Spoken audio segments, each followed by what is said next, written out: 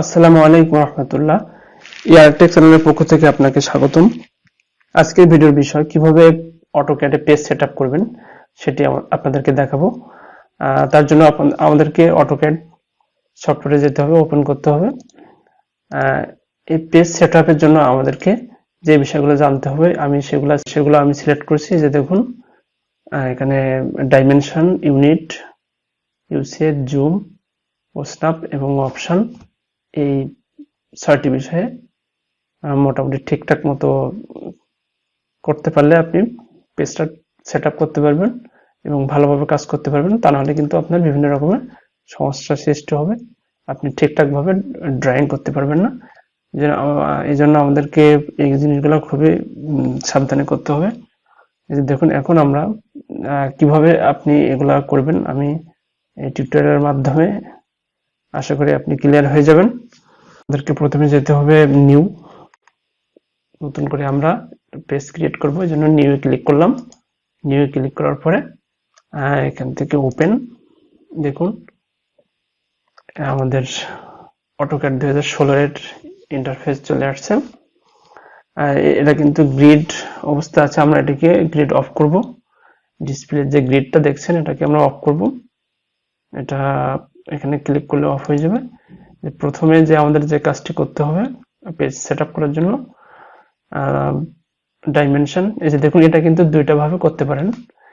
Format থেকে করতে পারেন, ফরম্যাট থেকে দেখুন এখানে ডাইমেনশন স্টাইলে গিয়ে করতে পারবেন, অথবা অথবা কিবোর্ডের শর্টকাট ডি এন্টার দিলে আপনার তো দেখাবে ডি এন্টার। দেখুন ডাইমেনশন স্টাইল। তো এখান থেকে আপনাকে মডিফাই যেতে হবে। মডিফাই যাওয়ার পরে এখানে প্রাইমারি ইউনিট, ইউনিট ফরম্যাট ডেসিমেলে দেওয়া আছে। এটাকে সাধারণত আমরা আর্কিটেকচারালে দিয়ে থাকি, আপনি আর্কিটেকচারালে দিতে পারেন অথবা ইঞ্জিনিয়ারিং এ দিতে পারেন। আমি এখানে আর্কিটেকচারালে দিলাম। দেন এখানে প্রিসিশন 0 ফিট 0 ইঞ্চি করে দিলাম। এরপরে আমাদেরকে টেক্সটের যে হাইটটি আছে এখানে ডাইমেনশনের আমি এখানে 6 ইঞ্চি দিয়ে দিলাম। দেন ওকে। বাকিগুলো আপনার মোটামুটি পরবর্তীতে আপনি পরিবর্তন করতে পারবেন, এভাবে পরিবর্তন করবেন। আমি এখানে 6 দিয়ে এন্টার দিলে ওটা নিয়ে নেবে। যে দেখুন 6 দিয়ে এন্টার দিছে। দেন এরপর ওকে। তারপরে আপনাকে এখানে সেট কারেন্টে কয়েকবার ক্লিক করতে হবে, এটাকে ক্লোজ করে দিবেন। দেন আবার ফরম্যাটে যাবেন। ফরম্যাটে যাওয়ার পরে ইউনিট, এখানে ইউনিটে ক্লিক করলে এরকম ইন্টারফেস আসবে, অথবা ইউএন এন্টার চাপলে এরকম ইন্টারফেস আসবে, সেম একই ইন্টারফেস। এটা কিবোর্ডে ইউএন দিয়ে আপনি এটা পাবেন, অথবা ফরম্যাটে গিয়ে ইউনিটে যেতে পারবেন। ফরম্যাটে গিয়ে দেখুন ফরম্যাটে যাবেন। ফরম্যাটে যাওয়ার পরে ইউনিটে ক্লিক করলে কিন্তু এই একই রকম ইন্টারফেস পাবেন। তো এখান থেকে যে আপনার দেখুন এখানে আমরা কিন্তু ডাইমেনশন স্টাইলে কিন্তু আর্কিটেকচারাল করছিলাম। তো ড্রয়িং ইউনিটেও কিন্তু আপনি এখানে অবশ্যই আর্কিটেকচারাল করে দেবেন। ওখানে যেটা করবেন এখানেও ঠিক সেম ভাবে করবেন। এখানে আমি আর্কিটেকচারাল দিয়ে দিলাম। এখানে প্রিসিশন 0 ফিট 0 ইঞ্চি করে দিলাম। এখানে এই যে দেখুন এখানে স্কেল ইঞ্চি দিয়ে রাখলাম। দেন ওকে দেওয়ার পরে আমাদেরকে দেখুন এখন আমি একটা লাইন নিচ্ছি। এখান থেকে লাইন নিলাম 20 ইঞ্চি একটা লাইন, 20 দিয়ে এন্টার। এটা আমার 20 ইঞ্চির একটা লাইন। এটার আমি দেখবো যে ঠিক আছে কিনা। এই যে দেখুন 1 ফিট 8 ইঞ্চি। এই যে আমাদের প্রিসিশন 0 ফিট 0 ইঞ্চি ছিল, এখানে প্রথমটা কিন্তু ফিট এবং পরেরটা ইঞ্চি। দেখুন এখানে 1 ফিট 8 ইঞ্চি দেখাচ্ছে। তো এভাবে আপনি ডাইমেনশন, স্টাইল এবং ইউনিট ঠিক করবেন। আর যে বিষয়টি আছে ইউসিএস, এখানে দেখুন এই যে এক্স এবং ওয়াই অক্ষ বরাবর এই অংশটুকু এটা কিন্তু বারবার ওঠানামা করছে, পরিবর্তন হচ্ছে। এটা কি সাধারণত স্টপ করতে হয়। এটাকে স্টপ করার জন্য আপনাকে যেতে হবে ভিউয়ে ক্লিক করবেন। ভিউয়ে ক্লিক করার পরে এখানে ডিসপ্লেতে আসবেন। ডিসপ্লেতে আসার পরে ইউসিএস আইকনে ক্লিক করবেন।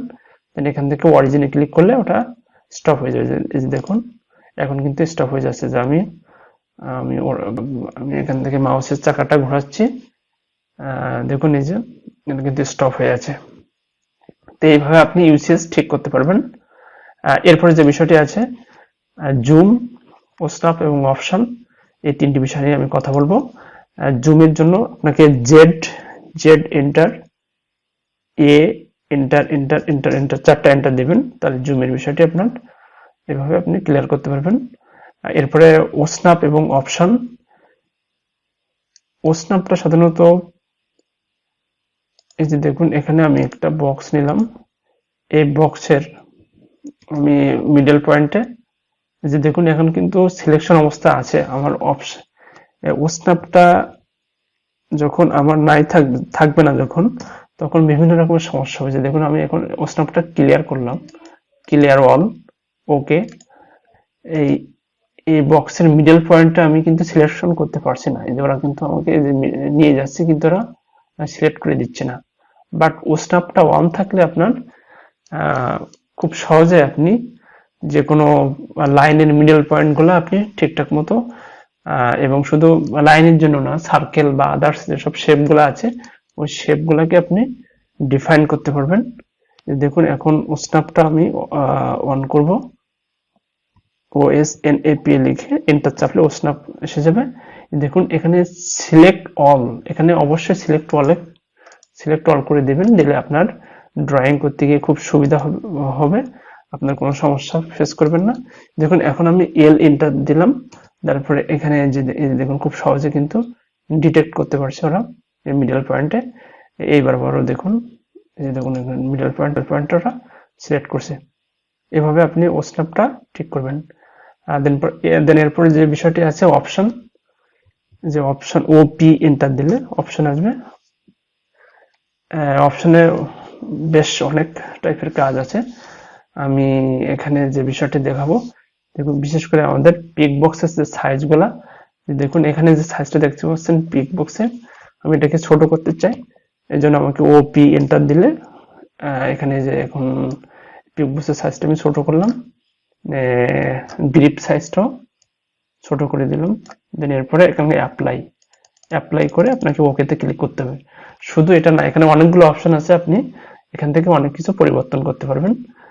তো আজকের ভিডিওটি আমরা এভাবে এটার জন্য সীমাবদ্ধ রাখছি। পরবর্তী ভিডিওতে আমরা স্টেপ বাই স্টেপ আরো ডিটেলস এই বিষয় নিয়ে কথা বলবো। দেন এখানে আমরা অ্যাপ্লাই দেওয়ার পরে ওকেতে ক্লিক করব।